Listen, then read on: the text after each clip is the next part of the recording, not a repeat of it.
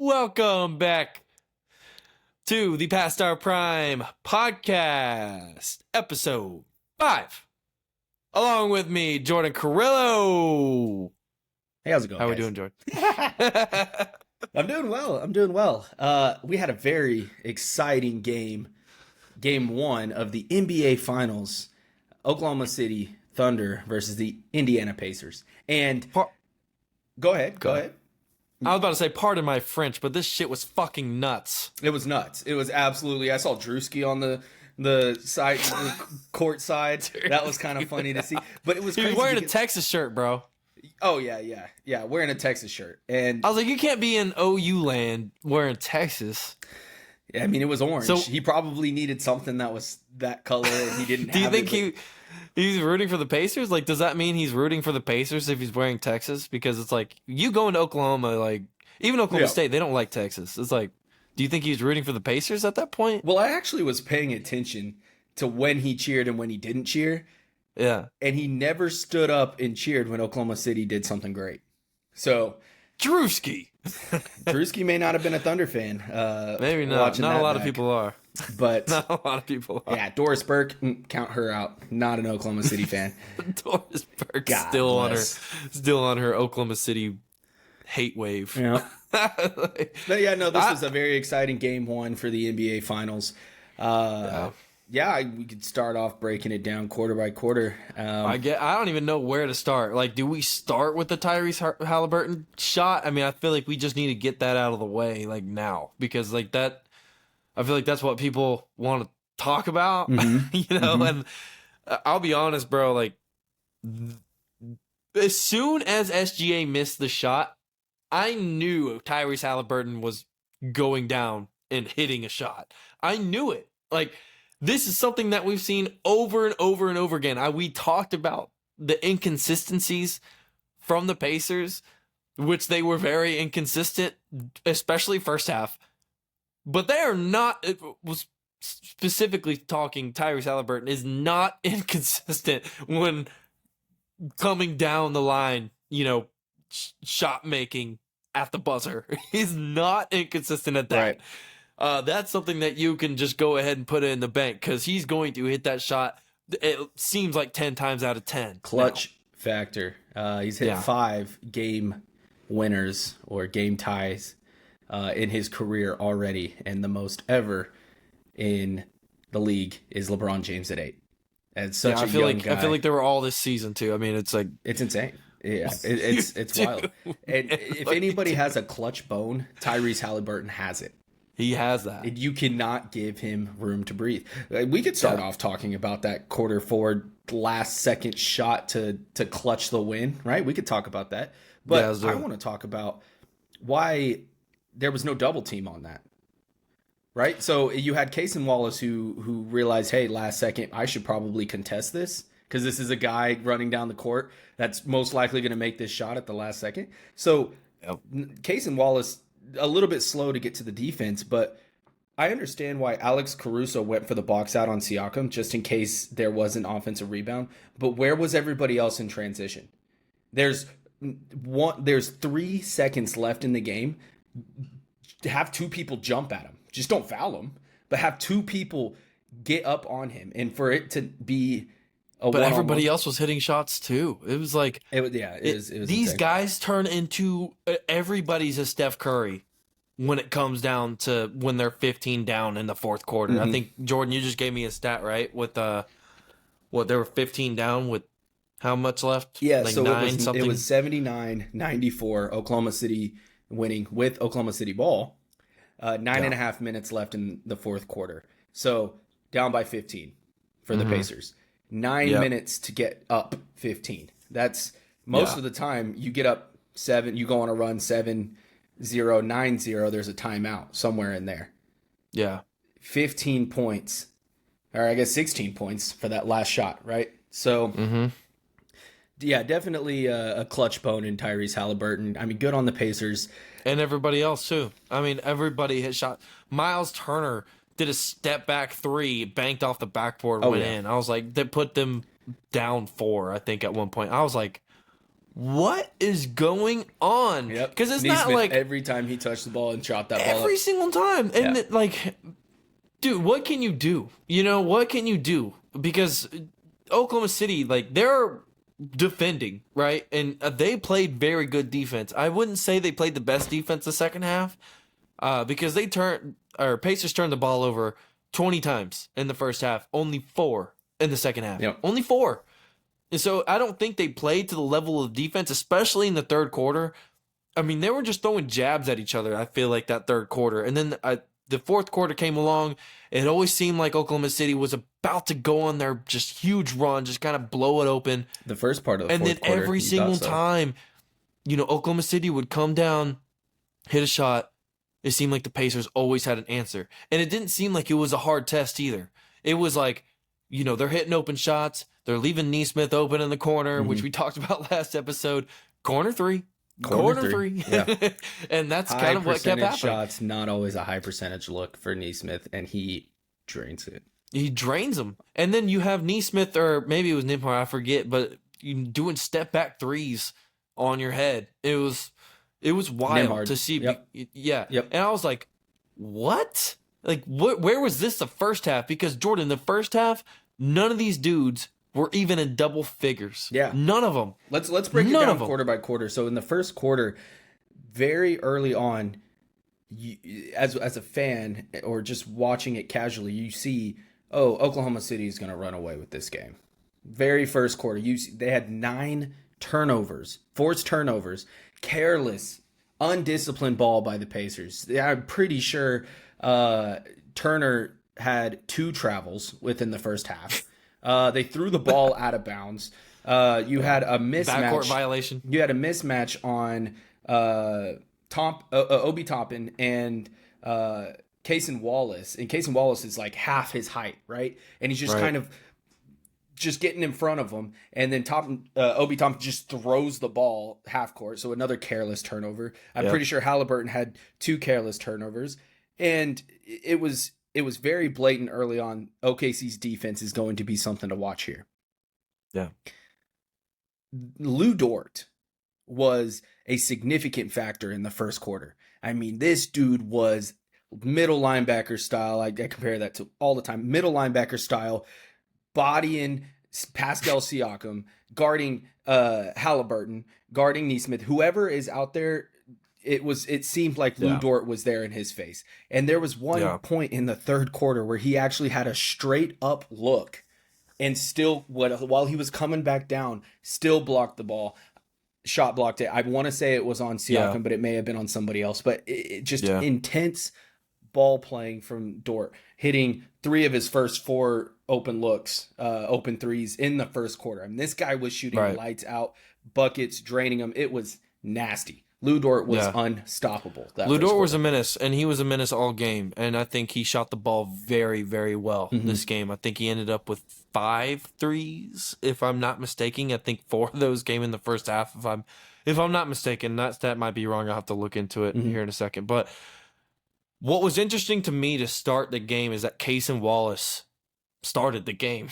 They didn't start the 2 bigs, just like what we talked about, and my prediction came true. They ended up going with Cason instead of Hartenstein in this one. It seemed like it was effective at first. Oklahoma City started on a 7-0 run, and it seemed like, hey, this game might get out of hand very quickly. And, you know, credit where credit is due. Pacers did hang in there, and Oklahoma City went stagnant offensively. But I did think it was interesting that Wallace started the game because all postseason long, they have started Hartenstein. No matter what the matchups were, they didn't care. They might have, you know, switched up the minutes a little bit here and there. Like Hartenstein, I feel like in that Minnesota series got a lot less minutes than he usually does, but he would still start the game. And even for this series, I was still questioning, like, even when I predicted maybe Alex or Cason might start, I was still in the back of my head saying, there's no way Mark Daigneault actually does that, though, right? You know, he'll probably still start Hartenstein, start the double big lineup, and then he'll kind of work his way back to it. work his way back to, Case and, coming off the bench, Alex Caruso coming off the bench, and then have guys like Aaron Wiggins and, Isaiah Joe coming in. Rotating in off that. And again, it started well until it kind of didn't. Right. But they would start to grow the lead and then not really grow the lead. And then, Pacers would kind of trickle the way back a little bit. And then Oklahoma City would be like, no, okay, we'll go up, 12 again, 14.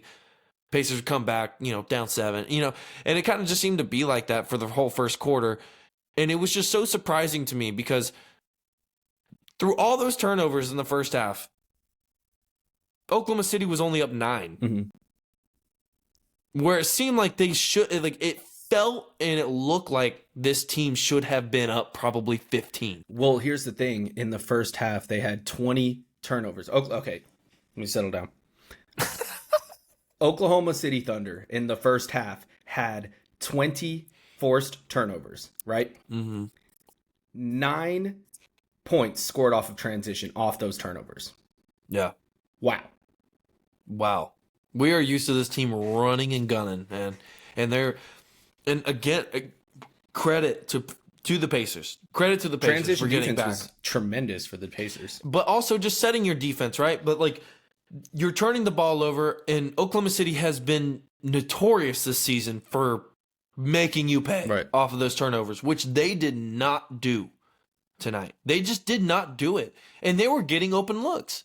They were Alex Caruso. I feel like maybe in the second quarter or whatever, he had 2 wide open threes. Just bricked them both. Mm-hmm. You had AJ Mitchell on one possession alone. Because he started the second quarter, but which is also something crazy. Why would OKC's head coach start AJ Mitchell over? Why would he go else? with AJ Mitchell? Right. The lineup right there, and I would have to look up the stats or the minutes that they've played together, especially in this postseason. Go ahead. They had Hardenstein, J-Dub, Wiggins, Caruso, AJ, and Hartenstein on the floor at the same time. I was like, to start the second half, right? To start this, to start the second quarter. Start the second quarter. Got it. Yeah, and I was like, what is going on? And it didn't ruin the game or anything like that, but I feel like there were so many opportunities for Oklahoma City to really just blow this thing open. Mm-hmm. And I'm not gonna sit here and say that's the reason why they lost, because it's not like they fell off during that second quarter at all, right? They went up at half by 12. But you start to think hey, if you just stick with your regular rotations that you've seen all postseason, then maybe that 12-point lead at half, if you didn't start the second quarter with that group, maybe it turns into more of a 17 to 20-point lead. And then we're not talking about Haliburton clutch bucket at the buzzer to win it, The thing that bothers me with that everyone's going to blow this Tyrese Halliburton's the best thing to touch green grass, right? Best thing since sliced bread, right? Is that the saying? Sliced bread. Anyways, everyone's going to go off and say Tyrese Halliburton is so amazing, clutch factor, A, B, C, and D. Dude only scored 12 points leading into the fourth quarter. It's not like he was the one carrying the team. No, everybody he was very on the Pacers did their role, and it almost seemed like Haliburton was lagging behind. He just stepped up when he needed to, right? Right. And so you're already going to go on TikTok. You're already going to go on Twitter, Instagram, and see all these posts that Haliburton is going to lead this team to victory. Who's going to lead this team to victory are Nesmith, Nembhard when he shows up, Pascal Siakam consistently. I don't think Haliburton had his game today. He just stepped up when he needed to, and so he's gonna get the clutch. He's gonna get the screen time. Oklahoma City for the game shot 39 for 98. Wow. 39 for 98. That is. I wonder how many of those were open looks too. I'm not even talking usually if you're shooting around 40% from the 3, that's pretty decent. It's for the Thunder, right?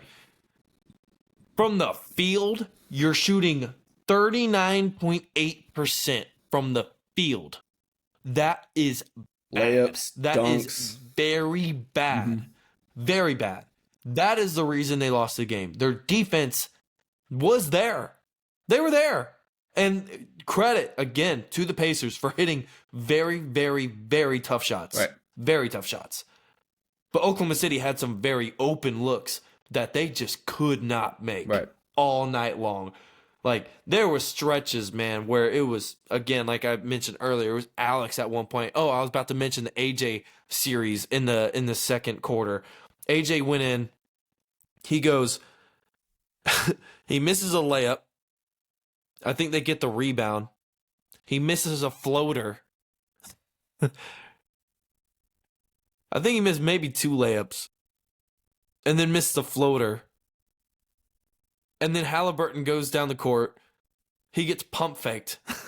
Haliburton hits a 3. And then they immediately pull him. Yeah. I was like, again, like, I love AJ Mitchell. I feel like AJ Mitchell is going to be a phenomenal player in the NBA. But he's still a rookie. Right. Like, we have to understand, this dude is young. And he missed a lot of the season with the broken foot or the foot injury that he had. Mm-hmm. Before that, he was a great player. He was on his way to becoming a player for this team who deserved more minutes. But when you go through an injury like that in the regular season, you try to bring him back, and then you're not really playing that much in the playoffs, and then you bring him in the most important game of your season, and you expect him to go do something. Other than that, I mean, I didn't feel like he played terrible. But again, it's like those types of possessions, every possession in the finals matters. Right, but every single one. You sit there as a head coach and you debate and you consider, do I bring this cat in who we know can shoot, right? And we know he might be a rookie, but it's not like J-Dub was hitting shots. It's not like Chet was doing what he usually does, blocking shots. I mean, he had a couple hands in on the ball a couple times, but I mean, even his defense was kind of lacking. It just seemed like he was lagging behind. And I don't know if it's because Oklahoma City had a long 10-day rest and they were just relaxed and thought they could just go in there and coast.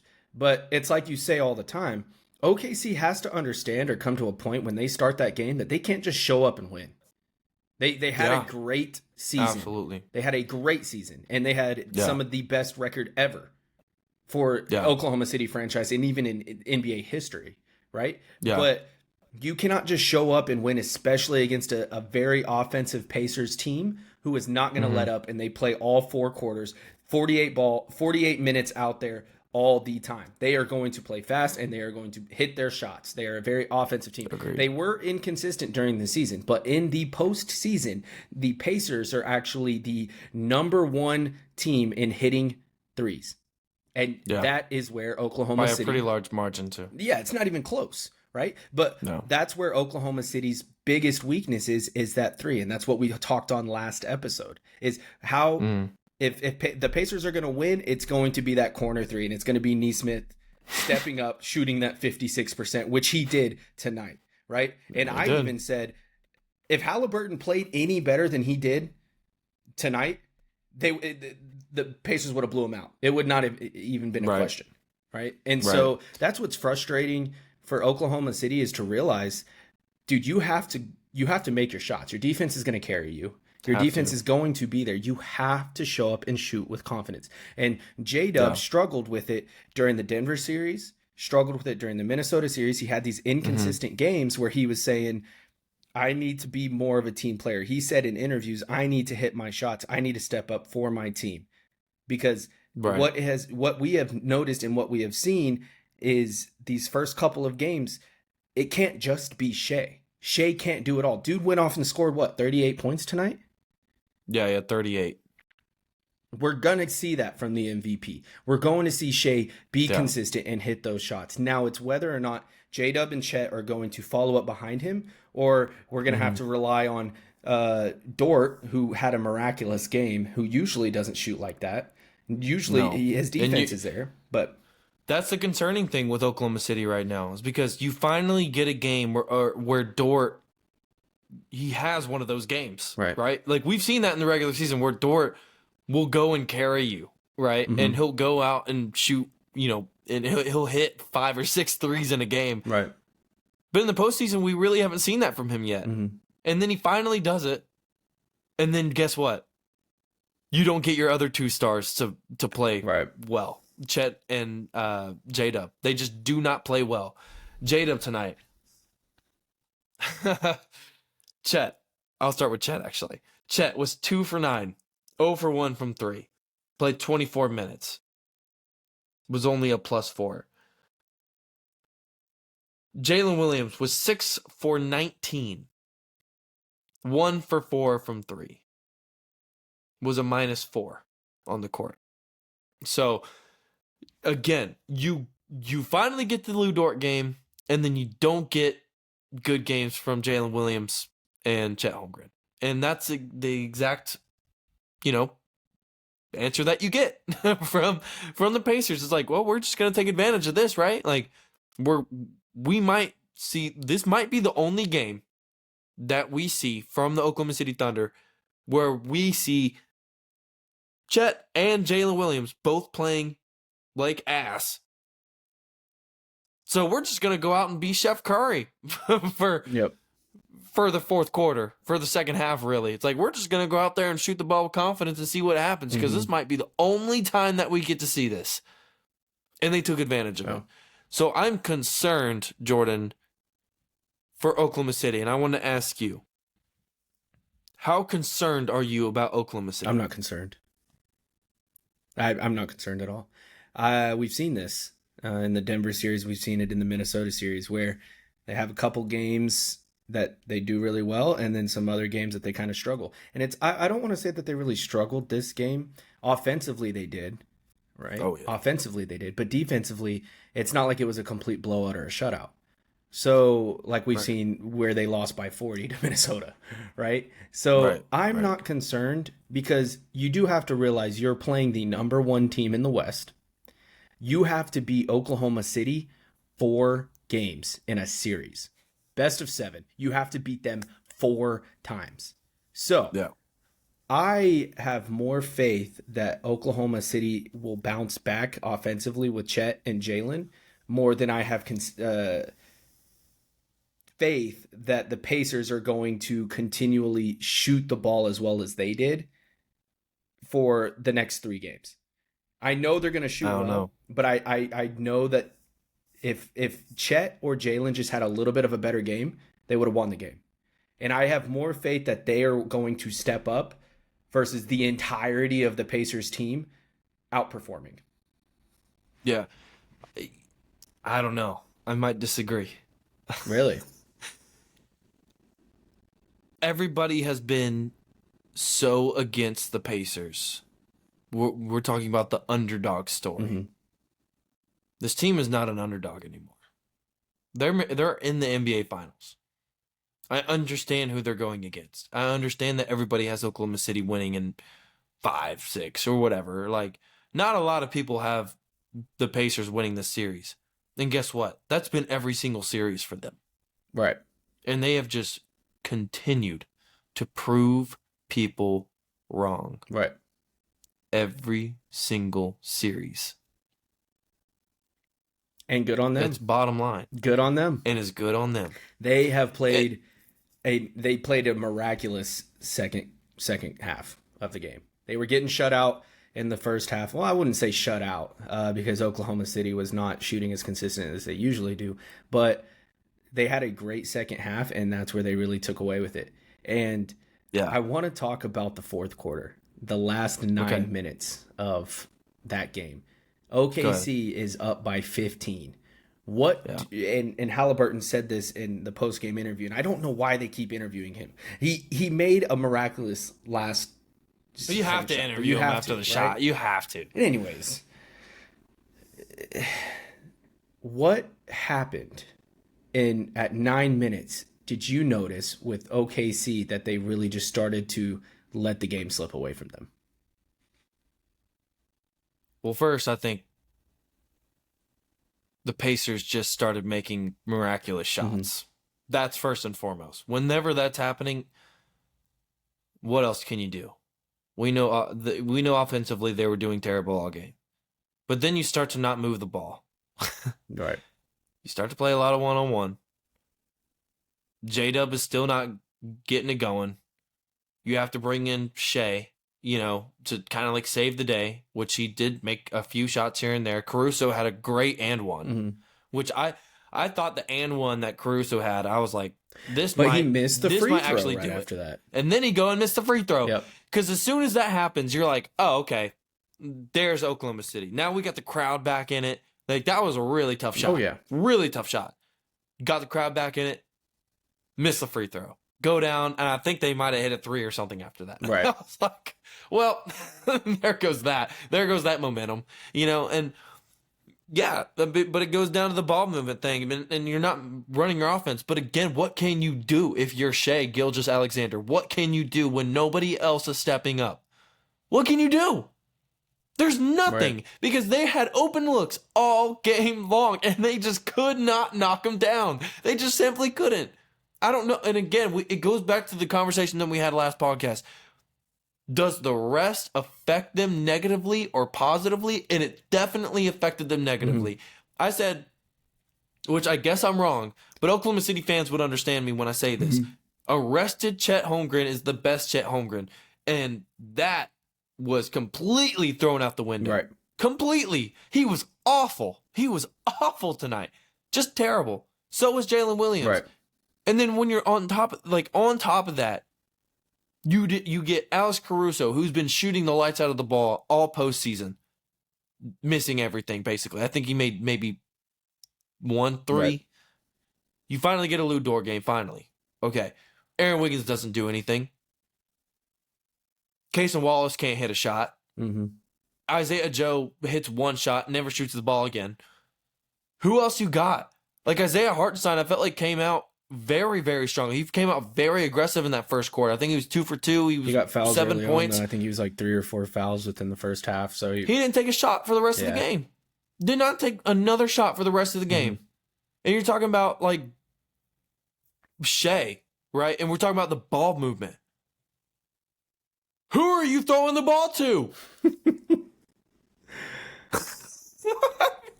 You're gonna throw the ball. I mean, if anything, no one else is hitting shots. I mean, if anything, just keep throwing it to each other until somebody gets open or more open, I guess you would say, or maybe even somewhat kind of an open look. But if you watch that fourth quarter back, Oklahoma City really tried to slow the ball down, which is smart because you're up and you're trying to run the clock. But you have to create a play. You have to create something and be productive on that end. They had a couple. After the timeout, I was going to write this down, but I didn't. They consistently kept going with the ISO looks. And Shea can only do so much. He can only shoot so high of a percentage before you have to rely on somebody else to get open or to make a layup at least, right? And they just could not do it. They got shut out.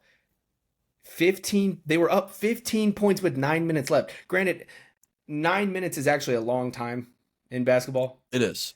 But you're up 15. If you shot more consistently, the game would have been over. You have to close it out, You have to close it out. You have to. If you're Oklahoma City, you have to close that game out.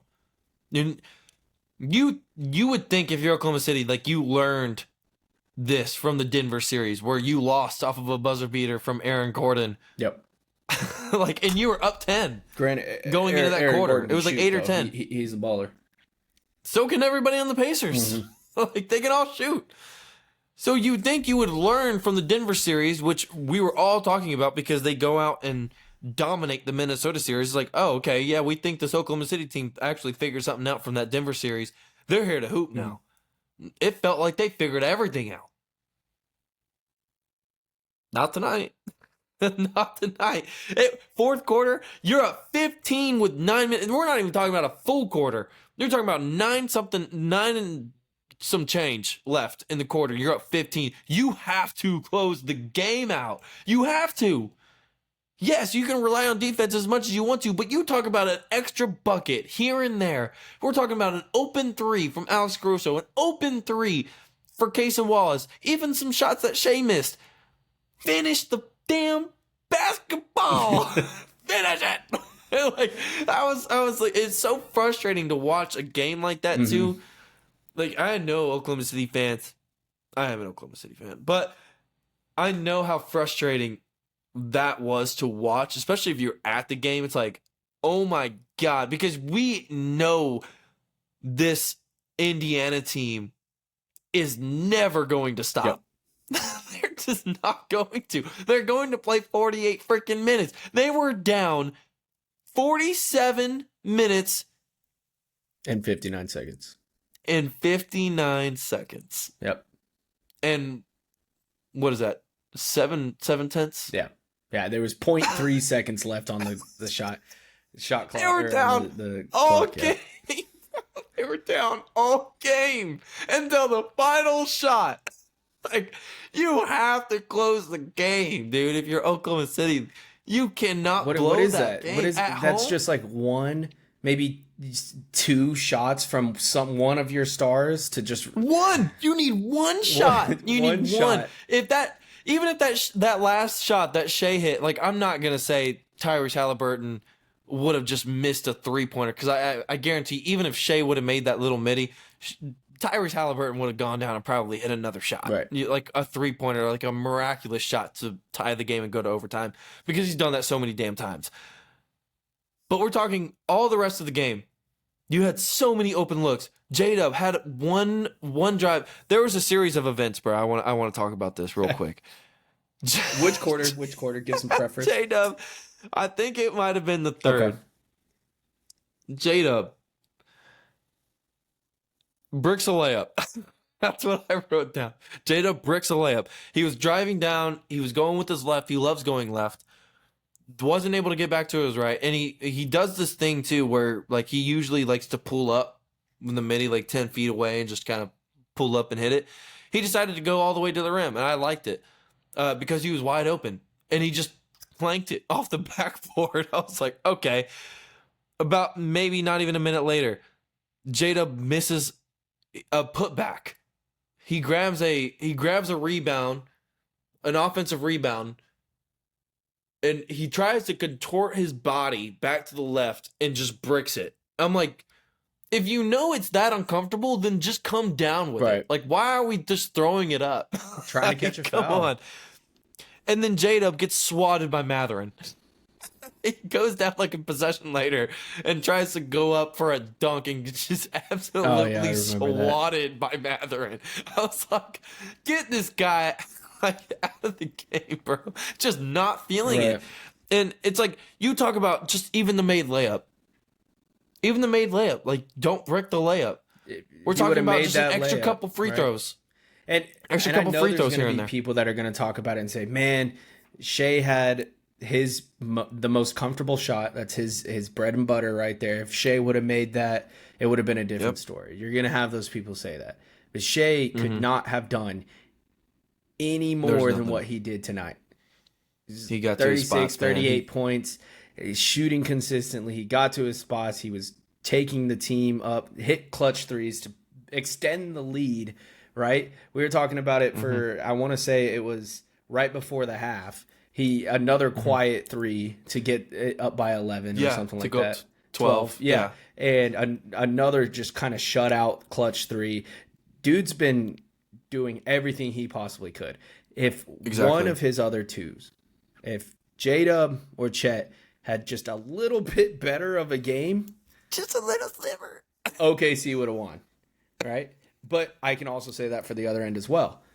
If Haliburton had a better game consistently through the first 4 quarters, the Pacers would have won. Their game plan is to stop Haliburton now and Siakam. That you could tell that from the very get-go. It's like, we are not. Haliburton's fighting tooth and nail down there through 2 to 3 screens. It's just like Anthony Edwards, dude. It's just like Anthony Edwards. Like, we're going to shut down your best player, and then we're also going to focus on Julius Randle. In the Denver series, it was only focused on Jokic. If we take out Jokic and we, only allow him to score and not play make and get everybody else involved, because that's when Denver gets hot, then we're gonna be fine, right? In the first series, it was John Morant.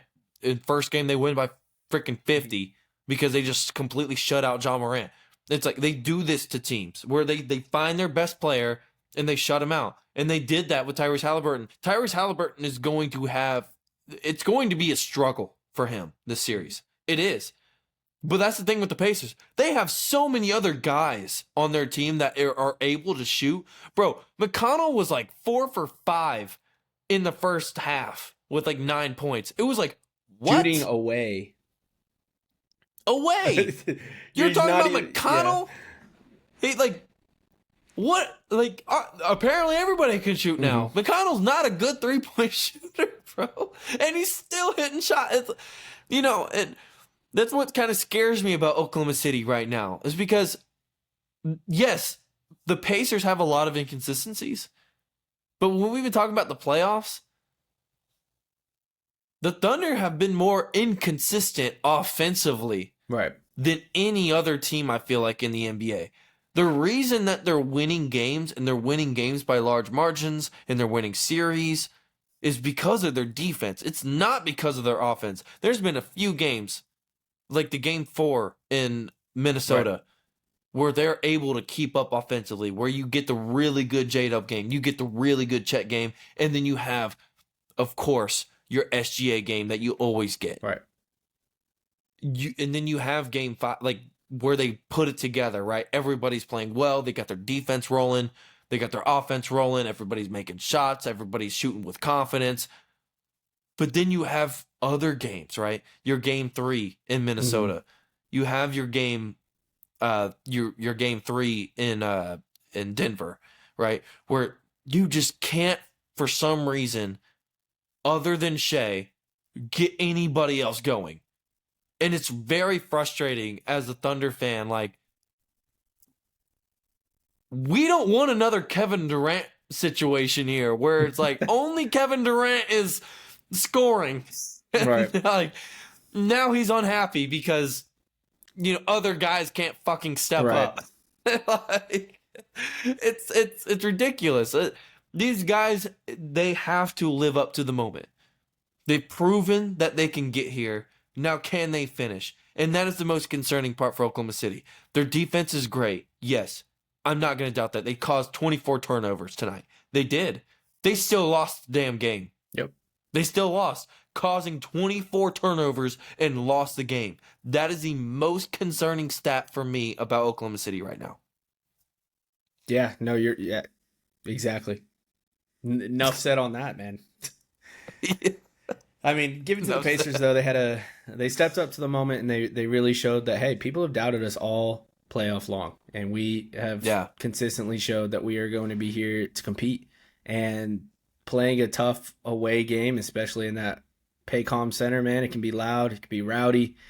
I mean, there were times actually when SGA was shoving Nembhard, and Nembhard would shove him back. Right, you saw that. There's a little personal throws, but. I mean, what can you do? I mean, it's a tough NBA Finals, and, your team stepped up tonight if you're Indiana, and there's not much you can ask for there. I mean, they realized... Wasn't pretty. Yeah, they realized that, hey, 20 turnovers in the first half, we need something to do about this. I even wrote it down. What's his name? Nick Carlisle? Rick Carlisle?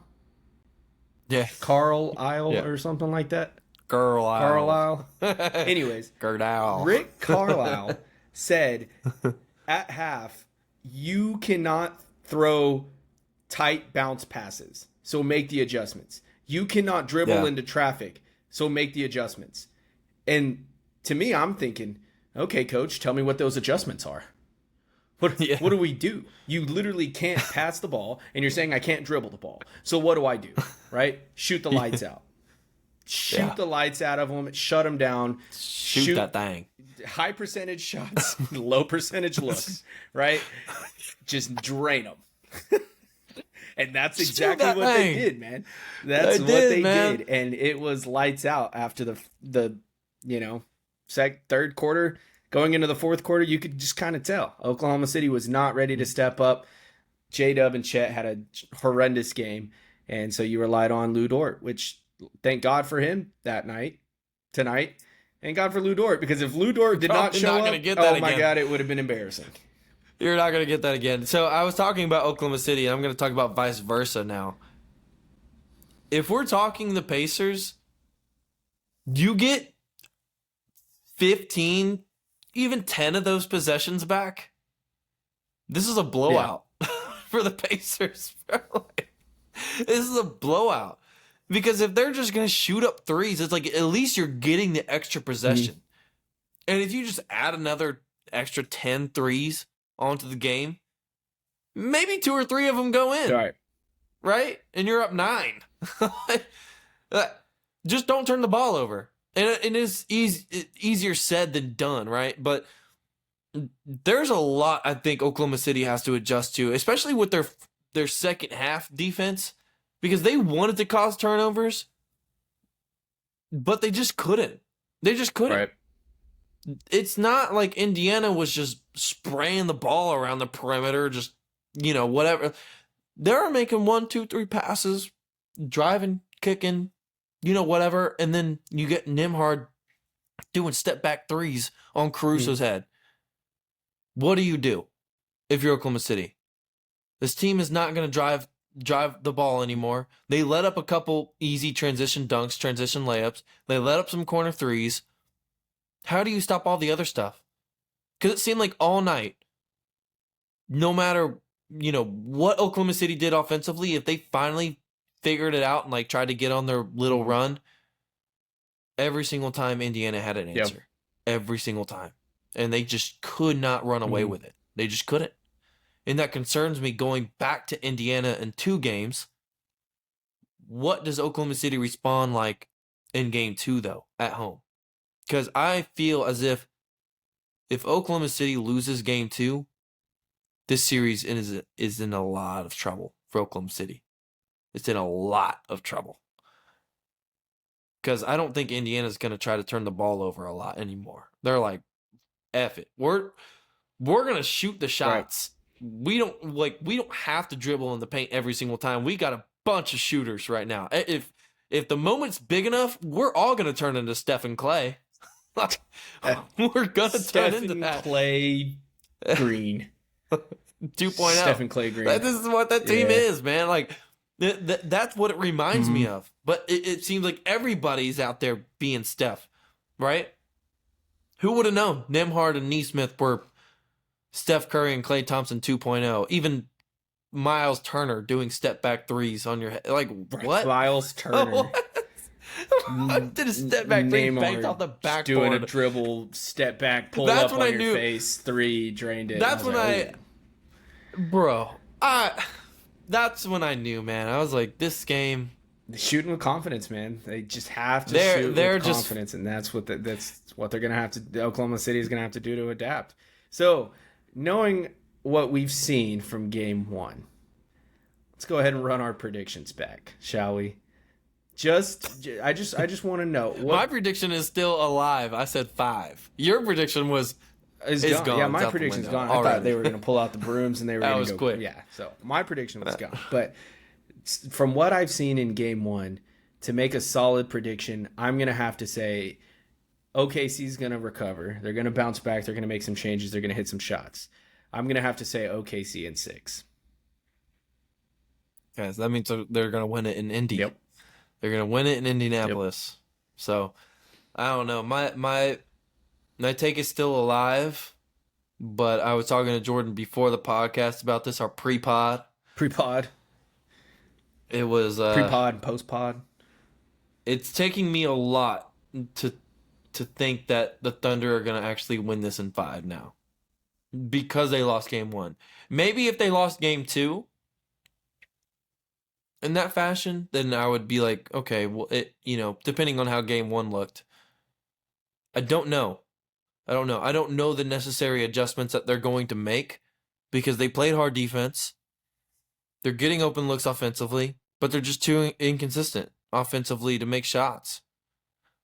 Does J-Dub step up to the moment? Does Chet step up to the moment? Does Casey Wallace step up? Does Alex Caruso go back to his normal self in the postseason? Does Aaron Wiggins come in and make an impact? Does Isaiah Joe come in and maybe hit a couple threes here and there, right? I don't know. I think Isaiah Joe did hit it too, actually. He hit a step. As soon as he came in, he hit a step back too. And then he made a 3 off of a Alex Caruso rebound. I'm thinking of, they only lost the game by 1 point, and it was a a buzzer beater type of point. It was a miraculous type of shot, right? So that's how they lost. And two of their stars had a terrible game. That's what I see. So to count OKC out off of the first game is unheard of, because to have two of their stars shoot terribly and for them to only lose by a buzzer beater type of shot, I mean, there's no way you can count OKC out already. If anything, it was good on. I'm not counting them out. I don't want to count them out. But well, I'm not saying you are. I'm just saying for the doubters, because I know Oklahoma goes through these crazy emotions like they do with the weather, right? So now, when it happened, I damn near wanted to count them out.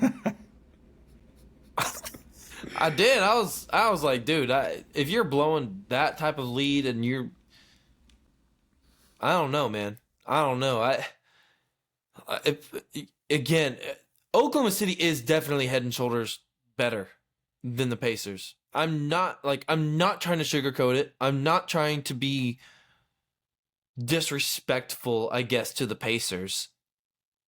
But this team is better. Oklahoma City is better. I think anybody would admit that. And it would be a phenomenal run if the Pacers ended up actually winning the series. It would be a phenomenal run.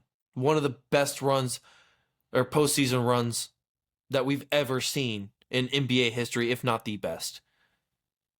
But I feel like that is this type of team with the Pacers. Because these guys during the regular season were not doing the things that they're doing now. Yes, they've had a great record since January 1st. I understand that. For my TikTok commenters, I get it. But they still had bad losses. They still lost to the Hawks. They lost to the Thunder by like damn near 30. Right. They had bad losses. They lost to a buzzer beater from the Lakers, from LeBron. They lost. And the Lakers are really not that good. Okay? So they did play inconsistent at times. So when I talk about the postseason run from the Pacers, this might be one of the best if they were to do it. Can they do it? I don't know. But I am starting to believe in this team. I really am. Oklahoma City is the better team. But I feel it's cliche to say, but the Pacers have more heart. They're just going out there and they're playing 13. They want it more. 12th man. 12th man. Yeah, whatever. They're playing their little hearts out, man. They are. And they might just damn near win it. They just might do it. I guess we'll see, man. But anyways, I'm a believer. So we got game 2 coming up on Sunday. At what time? 7:30 Central? Yeah, 7:30, 8:30 Eastern. It's going to be in Oklahoma City at the Paycom Center. Tune in. It's going to be a big game. It's going to get hot. It's going to get heavy. It's going to get aggressive. We're going to see whether or not some people show up to shoot, or if it's at 7. 7 I'm sorry. o'clock. It's at 7. 7 o'clock. Yeah, 8 o'clock Eastern. Man, kids got 7 school o'clock in the Central. morning, man. You got to do it for the people. No, it's summertime, bro. It's summertime. Is it really? It's been a minute since I've been to school. Anyways, yeah. So that pretty much wraps up this episode, I would say. What are your predictions for next game? Actually, I want to know. I think it's going to be a close one. I think it's going to be something to watch for sure. I think it's going to be close, and Oklahoma City's going to take it. It's going to go 1-1. Either that, or if the Pacers continue to shoot lights out and Oklahoma City does not have an answer offensively, I think the Pacers are going to win by probably 8 or more. I think Oklahoma City is going to make the right transition offensively to start getting more of those looks down. So I want to say OKC is going to win, but I think the game's going to be close. What about you? I think it's a blowout. Oklahoma City. Really? Either they're going to backs against the wall already. They're just like, we're just going to go out there and just. I think they blow them out. Yeah. This is kind of what we saw in the Denver series. It's like they lost by the buzzer beater from Aaron Gordon, and they go out and win by like 43 or whatever it was. It's either going to be a blowout by Oklahoma City or I could see it being another good game. I don't know, but Mark Daigneault is a very good coach, and he's very good at adjusting, especially in game, between games. They got a really good coaching staff, and they're very, very good at adjusting. If Oklahoma City can go out and make some damn shots, then this game is over probably in the first quarter. If they don't,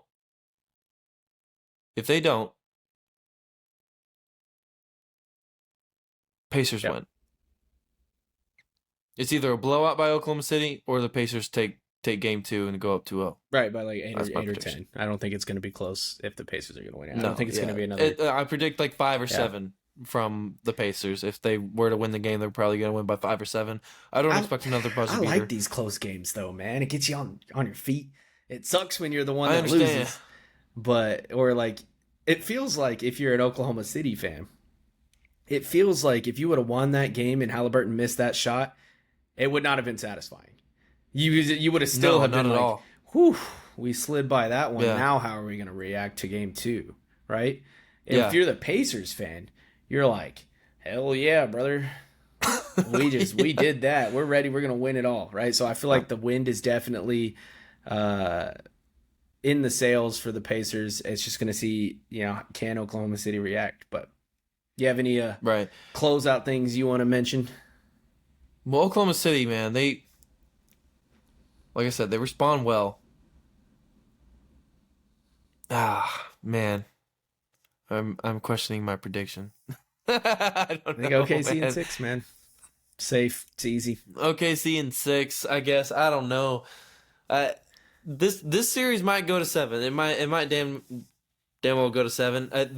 Oklahoma City's a much better team than the Knicks. Okay, let's just put that out there. Okay, if the Knicks can win 2 games, then I feel like the Oklahoma City Thunder can win 2 games as well. Man. You have to understand you're competing against the number 1 in the West, who has beaten the top teams out there, Minnesota, Anthony Edwards, and freaking Jokic, the freak of a man, horseman that can shoot anything. The best basketball player in the world.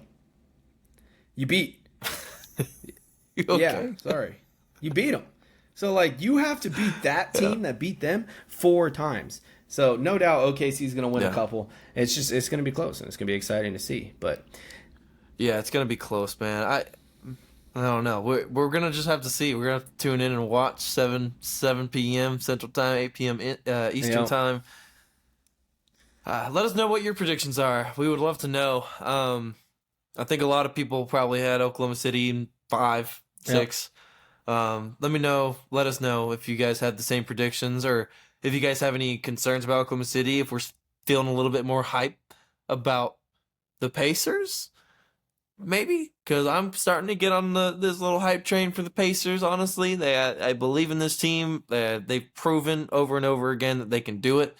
But I guess we'll see until next time. We'll see you again Sunday night after the game.